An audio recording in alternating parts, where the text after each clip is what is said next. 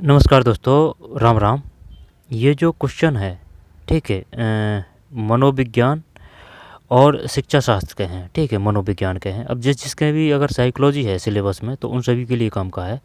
चलिए शुरू करते हैं। तरीका यही रहेगा, पहले खुद से करने की कोशिश करेंगे, फिर बाद में ऑफिशियल आंसर की में आंसर देखेंगे। चलिए शुरू करते हैं। बताइए, पूर्व अधिगम, ये बताइए जो क्रिया प्रसूत का सिद्धांत है किसने दिया है? क्रिया प्रसूत का, क्रिया है ना, जैसे कि रह आ रहा है तो क्रिया प्रसूत है स्किनर का है, ठीक है, स्किनर का है, क्लियर। लेकिन ये बताइए जैसे कि जो स्पीयर मैन है, स्पीयर जो मैन है उनका जो सिद्धांत है वो कौन सा है? यानी कि जो स्पीयर मैन है ना, इनमें जैसे कि भाई दो नाम है, स्पीयर और मैन, तो होने को तो ये एक ही नाम है, लेकिन इनमें जैसे कि बुद्धि से संबंधित है, चाहे वो दिकारक हो या प्रतीक कारक हो, है ना, दो हो या तीन कारक हो, दिकारक तिकारक, स्पीयर मैन ने दिया है। और अगर बुद्धि से संबंधित अगर बात है ना, जैसे बुद्धि, तो बुद्धि में जैसे कि ये ब है, तो ब का मतलब है जैसे कि साइमन बिने आ जा, ठीक है, या फिर बिने दे दे, ठीक है, यानी कि ब जरूर आएगा, चाहे वो ब इस प्रकार से हो चाहे वह इस प्रकार से हो, जो भी अगर विद्वान का नाम अगर आएगा तो, ठीक है। और ये बताइए बहुबुद्धि का सिद्धांत किसने दिया था? बहुबुद्धि का सिद्धांत ये दिया था गार्डनर ने, ठीक है, बहुबुद्धि का सिद्धांत गार्डनर ने दिया था। तो ये बताइए जो 16 पीएफ है, जो 16 पीएफ है वो किसने दी है? बताइए 16 पीएफ किसने दी है? बताइए 16 पीएफ किसने दी है? ये 16 पीएफ दिए केटल ने, ठीक है। ये कैसे याद कर रखा है? ये ऐसे कर रखा है जैसे कि जो चाय की केटली है ना, चाय की केटली है, उसमें 16 जड़ी बूटी डाल के चाय पी रहे हैं, ठीक है। तो चाय क्या है? चाय क्या है? चाय एक तरल पदार्थ है, तो चाय तो तरल है, और जो 16 जड़ी बूटी है वो 16 पीएफ है। तो केटल से केटली है ना, केटली से केटल ध्यान रह जाएगा ये, ठीक है।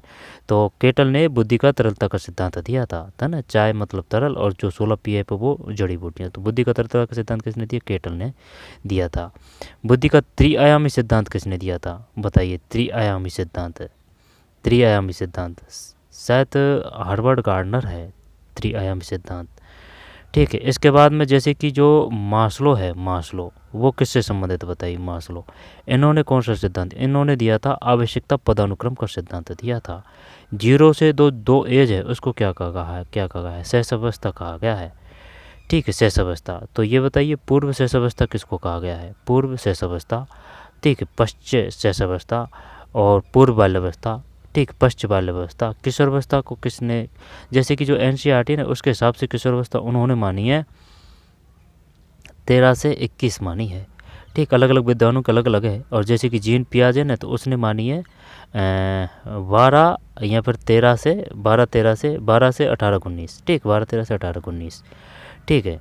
इसके बाद में जो बुद्धि लब्धि है ना, बुद्धि लब्धि, इसका सूत्र बताइए भाई, बुद्धि लब्धि का सूत्र क्या है?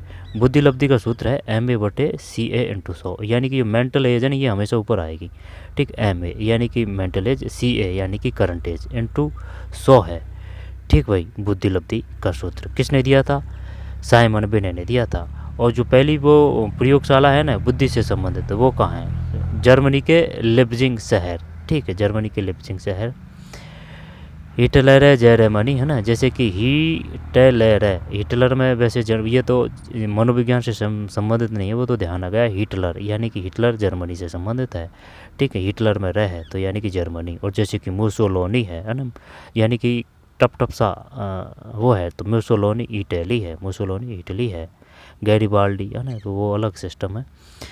तो इसके बाद में ये बताइए जो पावलोव है, पावलोव, पावलोव ने किस पे प्रयोग किया था? पावलोव ने कुत्ता पे किया था। तो सूझवादी वैज्ञानिकों के नाम बताइए, सूझवादी कौन है? ब्राइमर कोलर कोप्पा है, ठीक, ब्राइमर कोलर कोप्पा है सूझवादी, ठीक है। इसके बाद में जैसे कि एसआर थ्योरी और एसआर थ्योरी और आरएस थ्योरी किसकी है? पावलोव की है, सही है, पावलोव की एसआर थ्योरी और आरएस थ्योरी। अनुबंधित अनुक्रम, अनुबंधित अनुकूलन का सिद्धांत है वो, जैसे कि वो घंटी बजती है, ठीक है, और जो कुत्ता पे वो आता है, जैसे कि घंटी, जैसे कि घंटी बजती है उससे पहले अपन उसको रोटी देते हैं, ठीक है, रोटी देते हैं तो वो लाड़ आती है, ठीक, फिर घंटी बंद कर देते हैं फिर भी वो लाड़ आती है, वो बड़ा सिद्धांत है ना। और जैसे कि जो ये तत्परता का सिद्धांत किसको कहा गया है? तत्परता, तत्परता का सिद्धांत है। यहाँ पर प्रयास व त्रुटि का सिद्धांत है, ठीक है। ये थार्नडाइक का है, थार्नडाइक यानी थार्न ने डाई लगा के बिल्ली को पकड़ा, तो ये बिल्ली पे प्रयोग किया था इन्होंने, थार्नडाइक ने, है ना। प्रयास व त्रुटि का सिद्धांत भी कहा जाता है, तत्परता का भी सिद्धांत कहा जाता है, थार्नडाइक, ठीक है। अब थार्नडाइक से याद आ रहा है एक क्वेश्चन, वो ये भी पूछता है, ये बताइए समूह कारक का सिद्धांत किसने दिया। एक तो समूह कारक देता है वो, है ना, और एक देता है वो बहुकारक। समूह कारक और बहुकारक का सिद्धांत किसने दिया था, बताइए। समूह कारक, समूह कारक तो ये थर्स्टन है, ये तो अपन ने ऐसे याद कर रखा है भाई। जो समूह है ना, समूह है जैसे कि भाई जो चीज़ होती है वो समूह में होती है, समूह यानी कि थोक, तो थोक से थर्स्टन कर सकते हैं, तो समूह कारक सिद्धांत थर्स्टन है, समूह कारक सिद्धांत थर्स्टन है, ठीक भाई, क्लियर है।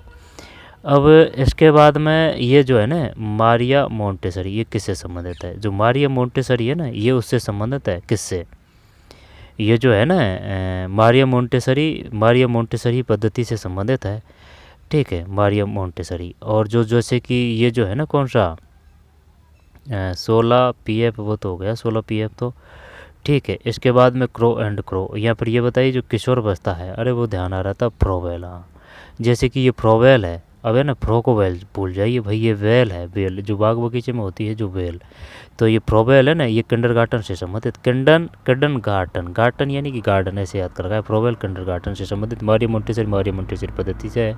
बुनियादी शिक्षा का सिद्धांत किसने दिया था, गांधी जी ने दिया था, गांधी जी, बुनियादी शिक्षा का, ठीक है। इसके बाद में ये जो है कौन सा संज्ञानात्मकता का सिद्धांत है ना, ये जीन पियाजे ने दिया था। और ना सामाजिक का सिद्धांत है ना, जैसे सामाजिक में से है तो ये वाइगोस्की है, वाइगोस्की, और वाइगोस्की नहीं है ना, ये जैसे कि ये जो पहाड़ है, पहाड़ को ये अपन इसके फोल्डिंग कहते हैं। इसके फोल्डिंग मतलब ऐसे है जैसे कि ये इधर ये बीच में नाव है, या फिर ये जो बीच में जो कुछ पानी सा भरा है, इससे बच्चे को सपोर्ट करते हैं, या फिर उसको बताते हैं, यानी कि जो वो कुछ कर रहा है, जैसे कुछ अपन क्वेश्चन पूछते हैं तो बताने की कोशिश कर रहा है, तो अपन उसको कहते हैं कि हाँ बेटा सही है, सही, बताइए। यहाँ पर उसको कुछ बता देते हैं कि हाँ बेटा ये इस प्रकार से क्वेश्चन होते हैं, आप इसको पहले ऐसे करिए, तब वो कुछ करने लगता है, यानी कि उसको धक्का देने को ही पहाड़ या इसके फोल्डिंग कहते हैं, ठीक है, यानी कि सपोर्ट करते हैं, थोड़ी बहुत हेल्प करते हैं, वो है इसके फोल्डिंग, ठीक है, पहाड़।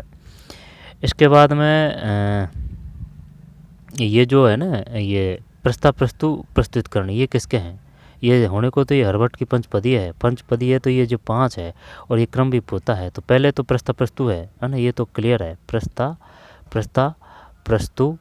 प्रस्तु, और फिर शायद तुलना है, प्रस्तु तुलना है ना, कुछ ऐसे है। और वो जो है ना सुनने बोलने पढ़ने लिखने का, वो क्रम है SBPL, यानी सुनना बोलना पढ़ना लिखना, SBPL है, ठीक है।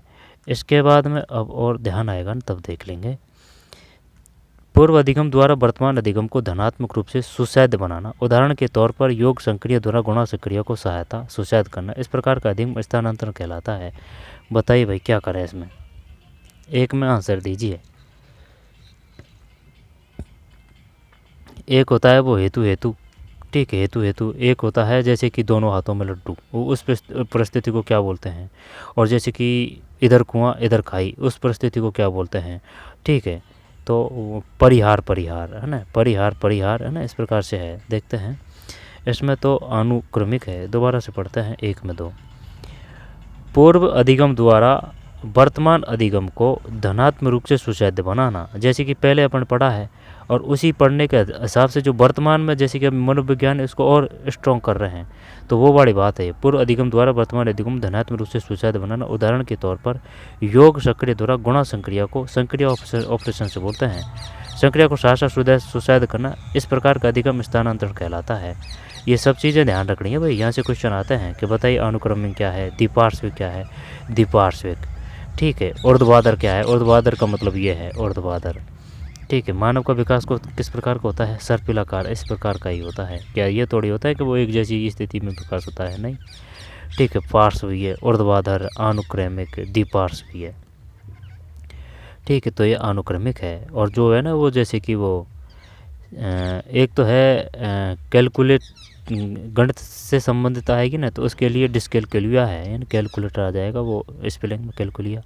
ग्राफिया की पूछेगा ना डिस्ग्राफिया, तो वो लिखने से संबंधित है, ठीक है। डिस्ग्राफिया लिखने से, कैलकुलिया गणित से संबंधित है। अब डिस्कैलिया गणित से है, डिस्ग्राफिया लिखने से है, और डिसलैक्सिया अब वो बोलने से है, बोलने से, यहाँ पर पढ़ने से डिसलैक्सिया, ठीक है। इसके बाद में और भी है, तो ये अनुक्रमिक है। इस प्रकार का अधिगम स्थानांतर कहलाता है अनुक्रमिक। द्विपार्श्विक किसे कहते हैं तो बताइए। द्विपार्श्विक जो है वो किसको कहते हैं, द्विपार्श्विक है। और जो पार्श्वी है वो किसको कहते हैं, जो जैसे कि जो मस्तिष्क है ना सिपोलाकार, जैसे कि जो अपसारी है, अपसारी अपसारी, इनमें बेस्ट कौन सा है, अपसारी। अपसारी को बोलते हैं जैसे कि बाहर की ओर, ठीक। और ये जो अभी है ना, ये भीतर से याद कर रखा है, भी यानी भीतर, ठीक, भीतर, ठीक, भीतर वो पूछता है अपसारी की जो बुद्धि है वो किस में मिलेगी, अभिसारी वाली बुद्धि किस में मिलेगी, ठीक है। जो यानी कि जो मनोवैज्ञानिक उसमें किस प्रकार का वो मिलेगा, यहाँ पर जो सृजनात्मक क्षमता है वो किस में मिलेगी, ठीक है। इस प्रकार के आते हैं क्वेश्चन। और जैसे कि गोलमैन का सिद्धांत कौन सा है, गोलमैन का, ठीक है, गोलमैन का एक युंग का है, ठीक, एक स्प्रेंगलंकर का है, ठीक है। और जो किशोरावस्था है उसको किसकी वो व्यवस्था दी है, किशोरावस्था को दी है किसने, तूफान की अवस्था किसने कहा है, यानी कि जो हॉल है, कमरा को ही हॉल बोलते हैं, तो जेडी हॉल ने किशोरावस्था को तूफान की अवस्था कहा है, ठीक है। और ये युंग ऐसे कर रखा है, ये सिद्धांत तो बढ़िया है इसका, लेकिन वही ये जुंग दे रहा है ना, सिद्धांत बढ़िया है ऐसे याद कर रखा है। और ये का ऑल पॉट, यानी कि मानव ऑल पॉल्टी की बात करता है, ऑल पॉट। और ये बताइए जो इड है, इड है, अहम है, पराहम है, ये किसकी है, ये इड अहम और पराहम है ना, ये उसकी है, किसकी, इड अहम और पराहम, प्रोवेल की, ठीक है, प्रोवेल की है ये, प्रोवेल की, इड अहम और पराहम, प्रोवेल, प्रोवेल, ठीक। से सेल्डन, से शारीरिक, शारीरिक सिद्धांत किसका है, सेल्डन का है, सेल्डन का। तो ये अनुक्रमिक है, इसमें अनुक्रमिक। विद्यालय का प्रजातांत्रिक संगठन अधिगम को, विद्यालय का प्रजातांत्रिक, अब ये बताइए है ना, जो जैसे कि नई शिक्षा नीति है उसका मॉडल है 5, 3, 3 और 4 है, क्लियर है, कोई दिक्कत नहीं है, 5, 3, 3, 4 है। तो ये जो 5 है तो इसमें ये बताइए प्रिपरेटरी स्टेज किसको कहा जाता है, ठीक है। बुनियादी शिक्षा की अवधारणा कब तक की बुनियादी शिक्षा की बात कब तक की गई है, ठीक है। यहाँ पर जो मिडिल स्तर है वो किसको कहा गया है, ठीक है। और जो 14 से 18 है वो क्या है, तो जैसे कि ये है ना 4 का मतलब भाई इसमें समथिंग क्या है, तो ये जो एज है ना इसमें आ जाएगा 14 से 18, ठीक। और ये एज पूरी कितनी है, 3 से 18 है ये, ठीक है, 3 से 18। तो जैसे कि जो ये 5 है इसमें जो 3 आएगी वो तो आंगनवाड़ी, प्री वाटिका, बाल वाटिका ये आएगी। लेकिन है ना यहाँ से क्वेश्चन एक ये आया था कि ये बताइए जो आंगनवाड़ी है, यहाँ पर बाल वाटिका है, आंगनवाड़ी है, यहाँ पर बाल वाटिका है, उनको क्या कहा गया है, क्या औपचारिक कहा गया है, यहाँ पर गैर औपचारिक कहा गया है, यहाँ पर अनौपचारिक कहा गया है ना, तो ये गैर औपचारिक है, ध्यान देना, गैर औपचारिक, आई बात समझ, गैर औपचारिक। और जो स्कूल होते हैं, जैसे कि स्कूल है, यहाँ पर कोई संगठन है तो वो क्या है, औपचारिक है, ठीक है। जैसे कि बैंक के माध्यम से आप अगर ऋण लेते हैं तो वो औपचारिक है, साहूकार वगैरह से लेते हैं तो वो अनौपचारिक है, ठीक। आंगनबाड़ी और ये है, ये क्या है, गैर औपचारिक है, ठीक। तो बच्चा 3 साल तक तो यहाँ अध्ययन करेगा, अध्ययन करने के बाद में फिर जो 2 साल है ना, पहली और दूसरी कक्षा है इसमें 5 में, और ये जो 3 है ना इसका मतलब है तीसरी, चौथी, 5वीं, यहाँ तक बुनियादी शिक्षा की बात की गई है, यानी कि जो आपकी जो लोकल लैंग्वेज है उसकी बात की गई। अगर ज़रूरत पड़ी तो मिडिल स्तर मतलब 6वीं से लेकर 8वीं तक, ठीक है। और ये जो 14 से 18 है इसका मतलब है ये जो है कौन सा, सेकंड स्तर है, हाई सेकंड स्तर है ही नहीं है ना, तो सेकंड स्तर है 14 से 18, ठीक। 9 से 12 है, ये 9 से 12 है, 5, 3, 3, 4 है ना। एक कस्तूरी रंगन याद रखना है और एक निसंग याद रखना है, निसंग, ठीक भाई, एक निसंग याद रखना है। और क्या है, 5, 3, 4 निसंग, कस्तूरी रंगन, ठीक है। हाँ तो यही था। बताइए विद्यालय का प्रजातांत्रिक संगठन अधिगम को प्रभावित करता है, अधिगम का यह कारक संबंधित है, विद्यालय का प्रजातांत्रिक संगठन अधिगम को प्रभावित करता है, अधिगम का यह कारक संबंधित है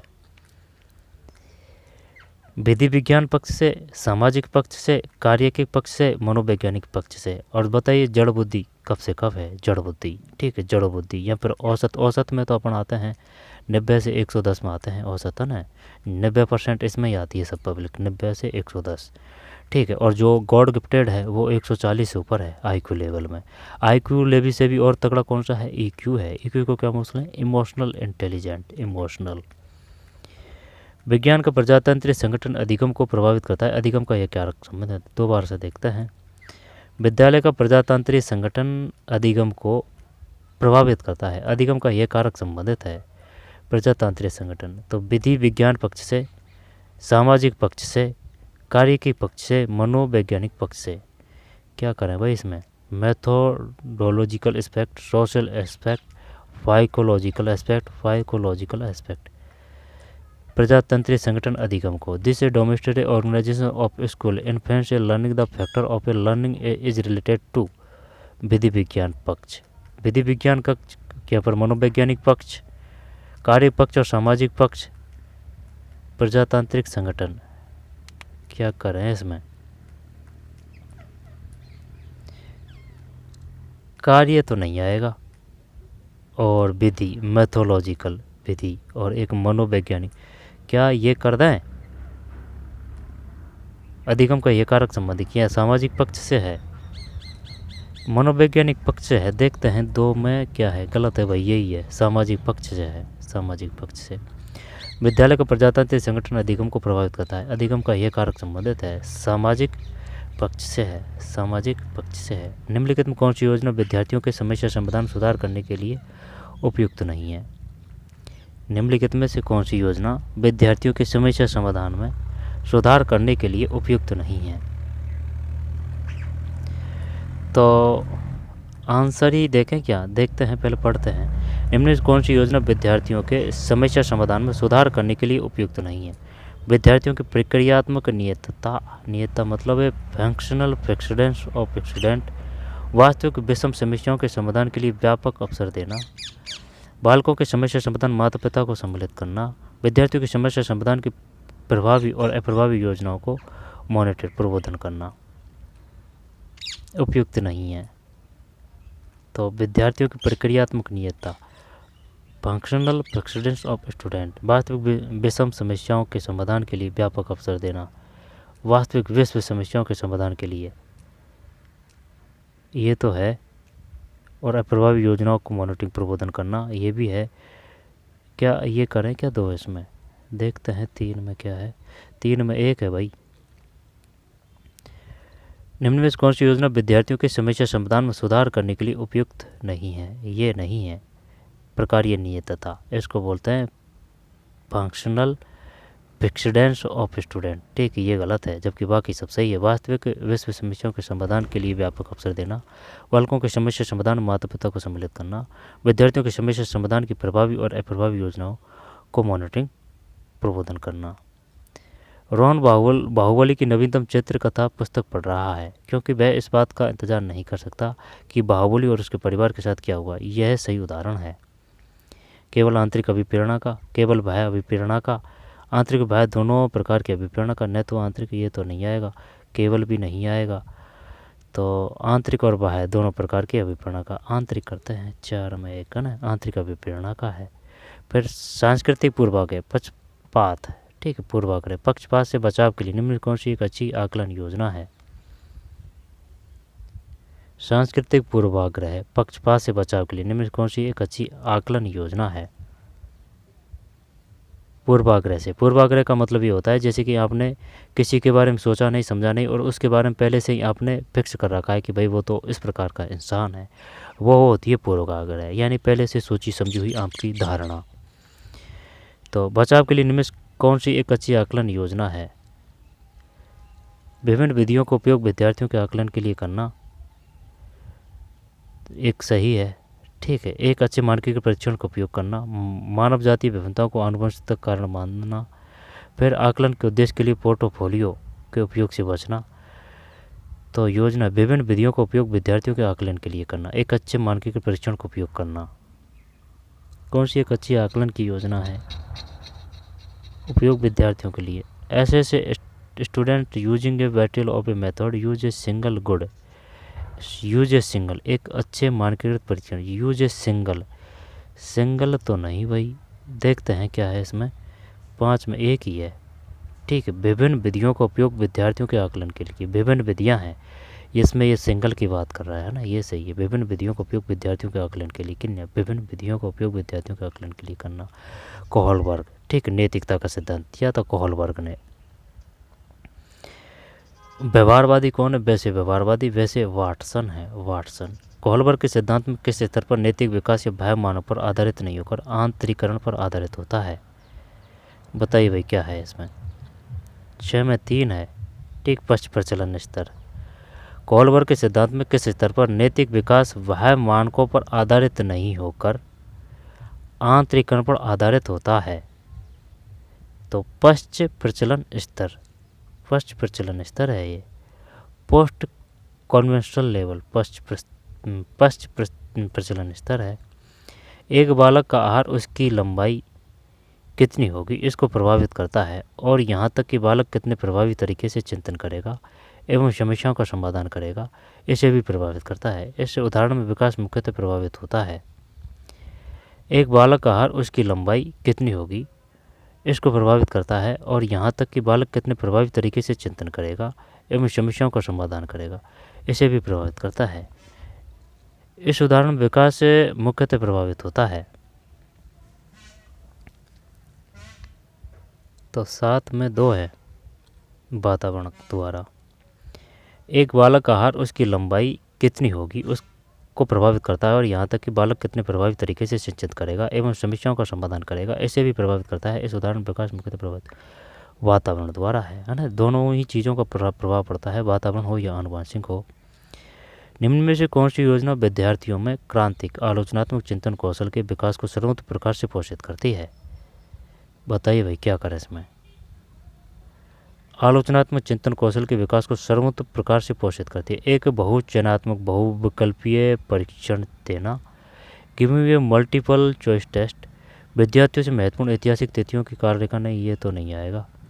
विद्यार्थियों को इस प्रकार के कार्य पत्र करने को देना जिसमें उन्हें उनकी पाठ्य पुस्तकों में दिए गए तथ्यों को पुण्य है, जब वो आलोचनात्मक की पूछ रहा है भाई, वो याद की नहीं कर रहा है, पुण्य श्रवण भी एक रटना ही होता है। विद्यार्थियों को इस तरह के कथन प्रस्तुत करना कि लाल बहादुर शास्त्री अपने महानतम प्रधान कथन का समर्थन अथवा खंडन कीजिए। ये सही है, समर्थन अथवा खंडन जब ये आ जाएगा, यानी कि समालोचनात्मक है ना। 4 देखते हैं 8 में 4 सही है। ठीक है। प्रिंटिक student viz statement such a Lal Bahadur Shastri was our greatest prime minister to defect of repute. Erikson ने यानी कि मानव सामाजिक का सिद्धांत किसने दिया था? एरिक्सन ने दिया था। ठीक भाई, एरिक्सन ने मानव सामाजिक का सिद्धांत दिया था। के अनुसार जटिल समाज में किशोर किशोरियां निम्नलिखित में से कौन सी अवस्था का अनुभव अधिक करते हैं? एरिक्सन के अनुसार जटिल समाज में किशोर किशोरियां निम्न में कौन सी अवस्था का अनुभव अधिक करते हैं? जटिल समस्या में किशोर किशोरियां निम्न में कौन सी अवस्था का अनुभव अधिक करते हैं? तो इसको तो करेंगे भाई। ठीक है, इसको तो करेंगे, गलत हो जाएगा तो हो जाएगा। दोबारा से देखते हैं। एरिक्सन का मनोसामाजिक सिद्धांत था जटिल समाज में किशोर किशोर निम्न में से कौन सी अवस्था का अनुभव अधिक करते हैं? तादात्म्य में पहचान संकट का, पहचान उपलब्धि का, पहचान विलंबन का, पहचान मोचन निषेध फायर क्लोजर का। जब ये है identity crisis, identity achievement, identity maturation, पहचान विलंबन, आइडेंटिटी फॉर्सल्यूशर। ये किशोर किशोरियों की बात है जब वो पहचान का ज़्यादा संकट करते हैं कि भाई कोई किशोरावस्था से है। अब जैसे कि कोई बड़ा कह देता है कि जैसे कि वो खेल रहा है तो बड़ा कह देता है कि तू क्या बालक थोड़ी है जो तू खेल रहा है। ठीक। और अगर जैसे कि वो बड़ी बड़ी बात करता है तो जगह कि तू इतना बड़ा नहीं हुआ है जो इतनी बड़ी बात करता है। तो पहचान संकट करें क्या? आइडेंटिटी क्राइसिस, आइडेंटिटी अचीवमेंट, पहचान उपलब्धि। देखते हैं तादाद में पहचान संकट, तादाद में आइडेंटिटी अचीवमेंट है ना, और ये क्राइसिस है। चल एक ही करते हैं 9 में। सही है भाई, जीत गए जंग। ठीक है, तादाद में पहचान संकट है ये, पहचान संकट। किशोर विद्यार्थियों के साथ कार्य करते समय एक अध्यापक के लिए सर्वाधिक उपयुक्त कार्य योजना है। विद्यार्थियों से तुलना करने के लिए कहना, नहीं बिल्कुल नहीं। एक समस्या प्रस्तुत कर विद्यार्थियों से परिकल्पना को निर्माण करना है ना। अब जैसे कि अगर आपको इस प्रकार के अगर क्वेश्चन दिए जाएंगे कि चल भाई बताइए, चलिए भाई बताइए, चलिए भाई बताइए। ठीक, अगर उसमें आप स्वयं एक्टिव होंगे, ठीक, तो ये एक तरह से ये समस्या दी जा रही है आपको ये क्वेश्चन। ठीक, अब जब इसका आप में दिमाग लगेगा, इसमें अब दिमाग लगेगा तो फिर वही बात है, दिमाग सोचेगा। ठीक। ठीक है। अगर वो कहीं इधर उधर भटक रहा है तो भटकेगा नहीं, और वो क्वेश्चन है ना उस पर जोर देगा। क्वेश्चन पे जोर देगा तो क्वेश्चन के बारे में सोचेगा। अब क्वेश्चन के बारे में सोचना ही वो एक तरीके से क्या हो गया, पढ़ना हो गया। आई बात समझ में? अब वो एक समस्या आ गई, अब इसके बाद में इसका आप आंसर दे देंगे तो ये एकदम सही और सटीक और लंबा टिकेगा ये। तो ये बेस्ट तरीका होता है, सबसे बेस्ट। और अगर इसको पढ़ के और निकल लिए तो इसमें आपको समस्या तो दी नहीं। अब समस्या नहीं दी तो फिर आपका दिमाग एक्टिव नहीं हुआ तो वो सोचेगा नहीं। दिमाग ने क्रिया ही नहीं करी है तो वो आपको लंबा याद कैसे रहेगा। ठीक है। किशोर विद्यार्थियों के साथ कार्य करते समय एक अध्यापक के लिए सर्वाधिक उपयुक्त कार्य योजना है। विद्यार्थियों से तुलना करने के लिए कहना, एक समस्या प्रस्तुत कर विद्यार्थियों को परिकल्पना को निर्माण करवाना,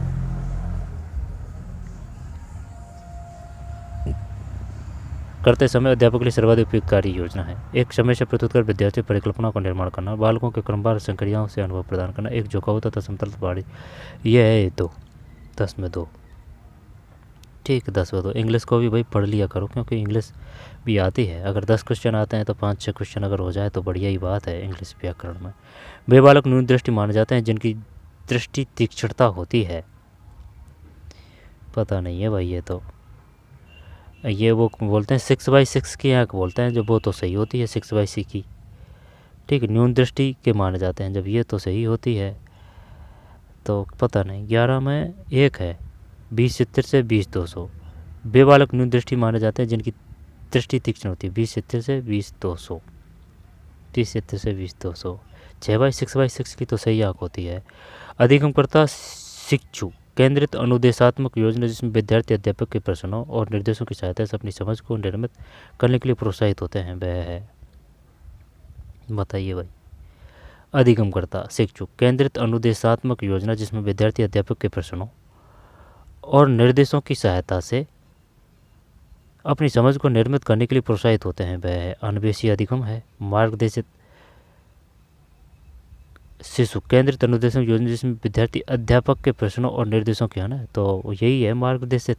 समस्या तो नहीं है। प्रयोजना आधारित अधिगम यही होना चाहिए भाई। 12 हाँ सही है, क्योंकि वो टीचर आ रहा है ना भाई, टीचर की सहायता से मार्गदर्शित अन्वेषी अधिगम। गाइडेड डिस्कवरी लर्निंग बालक के लक्षण जब तक किसी कार्य पर केंद्रित नहीं रह पाता, आवेगपूर्ण क्रिया करता है, सामाजिक नियमों की परवाह नहीं करता है और कुंठा के समय विद्युस्वता के साथ अनाप शनाप होने लग जाता है, संकेत है। बालक के लक्षण जब वह किसी कार्य पर केंद्रित नहीं रह पाता, आवेगपूर्ण क्रिया करता है, सामाजिक नियमों की परवाह नहीं करता और कुंठा के समय विद्युस्वता के साथ अनाप शनाप होने लग जाता है, संकेत है।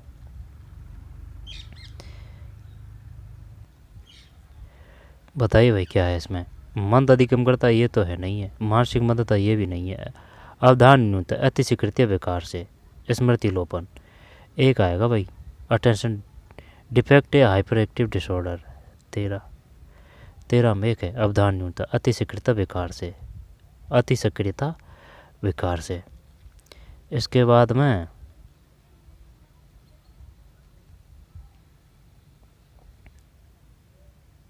सामाजिक संज्ञान सिद्धांत से, है ना, सामाजिक में सह पकड़ना है और वाइगोस्की में भी सह पकड़ना है ना। सामाजिक सिद्धांत वाइगोस्की है।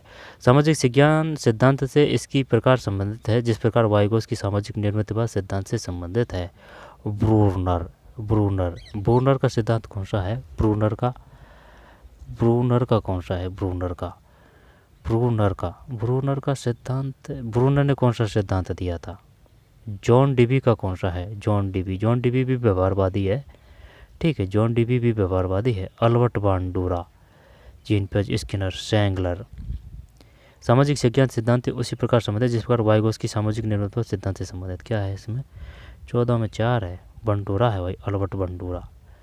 ठीक, अल्बर्ट बंडूरा सामाजिक संज्ञान सिद्धांत उसी प्रकार संबंधित जिस प्रकार वाइगोस्की सामाजिक निर्मितवाद सिद्धांत से संबंधित। दोबारा से देखते हैं, जब ध्यान देना। जैसे कि एक ये आ रहा है कि सामाजिक निर्मितवाद सिद्धांत किसका है? सामाजिक निर्मितवाद सिद्धांत दे दे, या फिर सामाजिकता का सिद्धांत दे दे, वाइगोस्की है।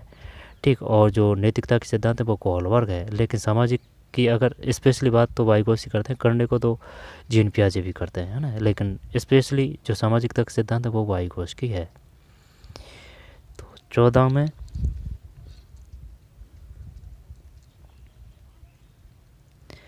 14 में 4 है, बंडोरा, अल्बर्ट बंडोरा। ब्राउन फ्रेंड बेरन की परिस्थिति सिद्धांत के अनुसार विद्यार्थी का परिवार, साथी और विद्यालय आदि उसके विकास को प्रभावित करते हैं। 30 क्वेश्चन है इसमें ना, ये करेंगे ही।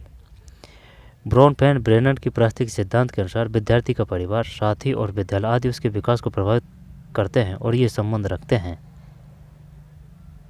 तो सूक्ष्म तंत्र नहीं, काल तंत्र नहीं, चौर्मो, माइक्रो, मैक्रो, एक्सो कर देते हैं। एक्सो वही वातावरण आ रहा है ना, विद्यार्थी का परिवार, साथी, विद्यालय, वाह्य तंत्र से वाह्य तंत्र करते हैं। 15 में ये तो गलत है भाई, वाह्य तंत्र नहीं, ये 2 है इसमें, ठीक है। ब्राउन फ्रेंड बेरन की परिस्थिति सिद्धांत के अनुसार विद्यार्थी का परिवार, साथी और विद्यालय आदि उसके विकास को प्रभावित करते हैं सूक्ष्म तंत्र से, माइक्रो सिस्टम। ठीक है, क्योंकि बच्चे पे उनका ही प्रभाव पड़ता है। ठीक है, वाइगोस की सामाजिक का सिद्धांत दिया था। कार्य करने की वह सीमा जो बालक अकेले के लिए बहुत कठिन हो परंतु प्रौढ़ और अधिक कुशल साथी की सहायता से करना संभव हो कहलाती है। यही है स्केप होल्डिंग, अपन सपोर्ट करते हैं। ठीक है, हाँ बेटा आप सही कर रहे हैं, बताइए। नहीं, ये नहीं मान रहा है भाई, ये 16 में ये मान रहा है 4, आसन विकास क्षेत्र। अच्छा, स्केप होल्डिंग ये फंसा दिया इसने। वाइगोस्की के अनुसार कार्य करने की वह सीमा जो बालक अकेले के लिए बहुत कठिन हो परंतु प्रौढ़ और अधिक कुशल साथी की सहायता से। अब इसको कहने को तो इसको फोल्डिंग ही कहते हैं, ठीक है, लेकिन ये अलग दे रहा है। जोन ऑफ प्रॉक्सिमल डेवलपमेंट 4 है भाई इसमें, 16 में 4 है। पियाजे के अनुसार निम्न में कौन सी विशेषता बालकों के औपचारिक क्रियात्मक अवस्था से संबंधित नहीं है? जब औपचारिक क्रियात्मक अवस्था से संबंधित नहीं है, औपचारिक एक तो होता है मूर्त और एक होता है अमूर्त। तो औपचारिक स्थानिक तर्कना, अमूर्त तर्कना, आदर्शवादी तर्कना, परिकल्पनात्मक निगमनात्मक तर्कना, अमूर्त तर्कना। देखते हैं क्या है 17 में, 3 है भाई, स्थानिक तर्कना है। दोबारा देखते हैं। पियाजे के अनुसार निम्नलिखित में कौन सी विशेषता बालकों के औपचारिक क्रियात्मक अवस्था से संबंधित नहीं है? स्थानिक तर्कना है। ठीक, स्थानिक तर्कना है, स्थानिक तर्कना है, औपचारिक क्रियात्मक अवस्था से संबंधित नहीं है, ये नहीं है। जबकि परिकल्पनात्मक निगमनात्मक तर्कना है, आदर्शवादी तर्कना है, अमूर्त तर्कना है, ये नहीं है स्थानिक। और जो जैसे पेन को पकड़ना किस में आएगा, सिलाई करना वो किस में आएगा, ठीक, कूदना वो तो आ जाएगा, जो बड़ा होता है ना बड़ा काम उसमें आ जाएगा वो तो। और ये सूक्ष्म आ जाएगा, जैसे कि सुई में धागा पोना। पारुल के बुद्धि परीक्षण उसे औसत और औसत से अधिक बुद्धि को दर्शाते हैं, जबकि उसके पठन, वर्तनी, सामाजिक विज्ञान और विज्ञान के ग्रेड अत्यंत न्यूनतम है। उसके गणित के ग्रेड काफ़ी उच्च और लेवल लेखन कौशल पर्याप्त है। पारुल को मुख्यतः है, एक मिनट, पारुल के बुद्धि परीक्षण उसे औसत और औसत से अधिक बुद्धि को दर्शाते हैं, जबकि उसके पठन, वर्तनी, सामाजिक विज्ञान और विज्ञान की ग्रेड अधिकतम न्यूनतम है। पठन और वर्तनी, जब क्या करें इसमें तो ये पढ़ना भी दे दिया, वर्तनी भी दे दिया है। ये तो गणित से संबंधित है, ग्राफ या लिखने से संबंधित है, डिसलेक्सिया बोलने या पढ़ने से संबंधित है। देखते हैं भाई, पता नहीं, 18 में 3 है, डिसलेक्सिया है, डिसलेक्सिया। ठीक है, डिसलेक्सिया। ये पठन तो दे दिया लेकिन ये वर्तनी भी दे दिया ना इसने, इस वजह से चक्कर पड़ गया, डिसलेक्सिया है। निम्न में से कौन सा प्रश्न विद्यार्थियों को अपने प्रयोजन पर विवेचना करने में सर्वाधिक सही है? 19 में 3 है। आप अच्छे ग्रेड प्राप्त करने के लिए क्या कर सकते हैं? आप अच्छे ग्रेड प्राप्त करने के लिए क्या कर सकते हैं? आप अच्छे ग्रेड प्राप्त करने के लिए क्या कर सकते हैं? प्रतिभाशाली बालकों के लिए निम्न में से कौन सा कार्यक्रम उपयुक्त नहीं है? विशिष्ट कक्षा, स्पेशल क्लासेज, उपचारात्मक, रीमेडिकल टीच, ये बिल्कुल नहीं आएगा। त्वरण है, एक्सेलरेशन, सामान्य कक्षा में संवर्धन है, और बाकी सब है, ये नहीं आएगा। ये तो जो कमज़ोर बच्चे होते हैं उनके लिए है। 20 में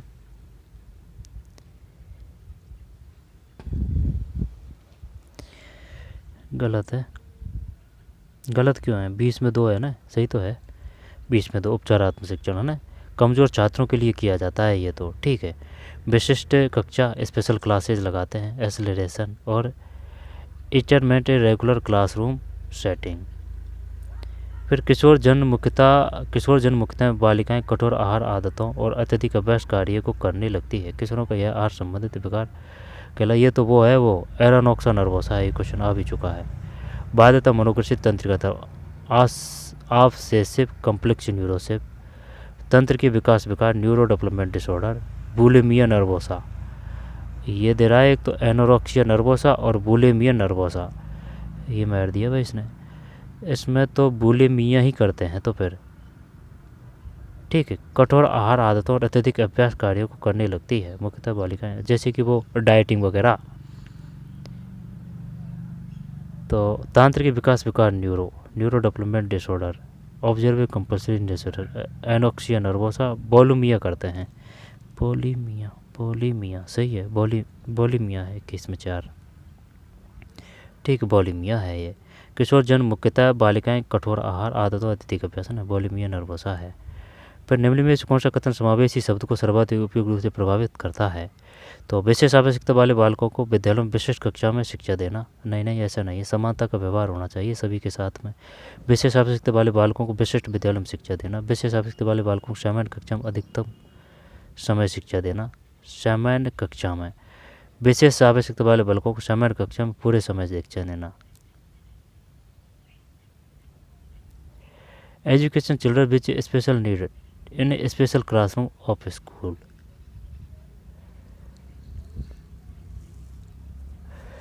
ये 3 आना चाहिए भाई 22 में। 22 में 4 है यार, 4 कैसे है इसमें?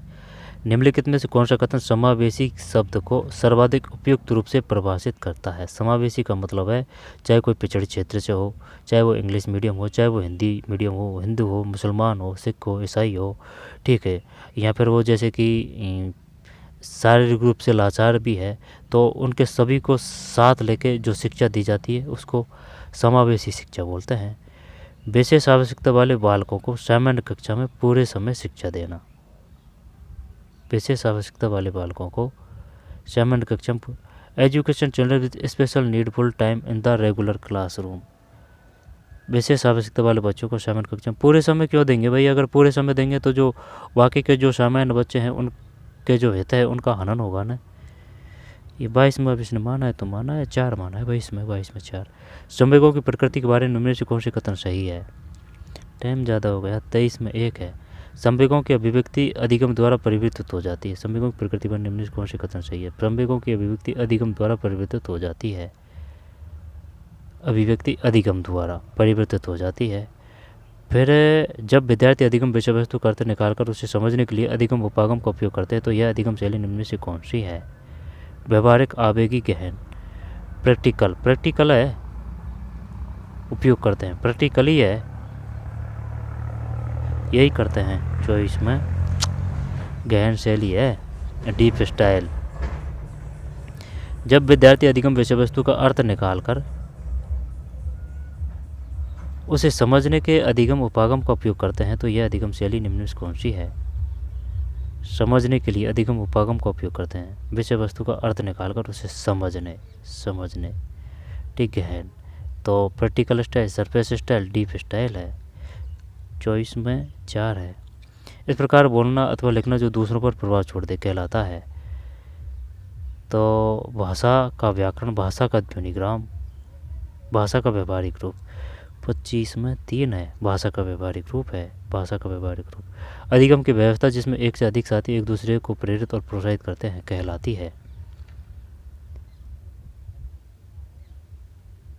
प्रेरित और प्रोत्साहित, दल तो नहीं है, सहयोगी, कोऑपरेटिव लर्निंग, अभिक्रमित learning, programmed instructional, discovery learning.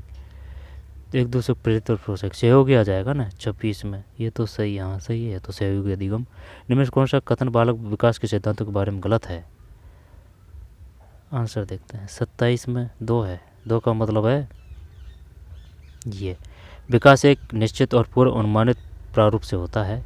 विकास आनुवंशिक और वातावरण का उत्पाद परिणाम है। विकास समाकलन के सिद्धांत पर कार्य करता है। 2 बार से देखते हैं, ये हटा देते हैं, जो 27 है इसमें से ये। विकास एक निश्चित और पूर्व अनुमानित प्रारूप से होता है, ठीक है। विकास यानी डेवलपमेंट एक निश्चित और पूर्व अनुमानित प्रारूप से होता है। Development follow a definite and predictable pattern, ठीक है। फिर विकास आनुवंशिक और वातावरण का उत्पाद परिणाम है। विकास समाकलन के सिद्धांत पर कार्य करता है। 2 गलत है 27 में। गार्डनर का है ना, बहुबुद्धिक सिद्धांत गार्डनर का है। दूसरों की मनोदशा, स्वभाव, अभिप्रेरण और इरादों को पहचाने और उपयुक्त अनुक्रिया करने की योग्यता कहलाती है। अंतर्वैयक्तिक अंतर्वैयक्तिक अंतर्वैयक्तिक सही है। 28 में अंतर है ना, अंतर है अंतर्वैयक्तिक बुद्धि। इंटरपर्सनल इंटेलिजेंस, पियाजे के अनुसार किशोरों की वास्तविक सांसारिक परिस्थिति को देखे बिना शाब्दिक कथनों के तर्कों को मूल्यांकन करने की योग्यता है। सांसारिक परिस्थितियों को देखे बिना शाब्दिक कथनों के तर्कों को। 29 एक है भाई, साध्यात्मक विचार, प्रोपोजिशनल थॉट। पियाजे के अनुसार किशोरों की वास्तविक सांसारिक परिस्थितियों को देखे बिना शाब्दिक कथनों के तर्कों को मूल्यांकन करने की योग्यता साध्यात्मक विचार है। साध्यात्मक विचार। निम्नलिखित में से किस मनोवैज्ञानिक ने किशोरावस्था को परिभाषित किया कि किशोरावस्था वह काल अवधि है जिसमें बालक और बालिकाएं मानसिक, संवेगात्मक, सामाजिक, शारीरिक रूप से बाल्यावस्था से प्रौढ़ावस्था की ओर जाते हैं। जब 30 में एक है, ठीक है। A.T. जर्सेल्ड है, अर्लॉक, डेविस और एच सॉर्सन। दोबारा से पढ़ते हैं, एक है इसमें। निम्न में से किस मनोवैज्ञानिक ने किशोरावस्था को परिभाषित किया कि किशोरावस्था वह काल अवधि है जिसमें बालक और बालिकाएं मानसिक, संवेगात्मक, सामाजिक, शारीरिक रूप से बाल्यावस्था से प्रौढ़ावस्था की ओर जाते हैं। जर्सेल्ड है, जर यानी कि रस्सी से याद कर सके, रस्सी है जो खींच रहे हैं ना, तो वो बढ़ रही है, जर्सेल्ड है, ठीक है। A.T. जर्सेल्ड है। आ सकता है एक कथन किसका है, 30 में एक। तो चलिए मिलते हैं कोई और वीडियो में। पढ़िए, इनको बार बार पढ़िए, हल्के में लेने की भूल मत करना, क्योंकि जो ओल्ड क्वेश्चन पेपर है वो आपके सिलेबस में है, तो वो काम के हैं, ठीक है। मनोविज्ञान हो, कंप्यूटर हो, हिंदी व्याकरण हो, चाहे जीके हो, क्योंकि वहाँ से ही तोड़-मरोड़ को क्वेश्चन को दिया जाते हैं। और सिलेबस को कंप्लीट कीजिए, फैक्ट है उनको क्लियर कीजिए। चलिए मिलते हैं कोई और वीडियो में। धन्यवाद।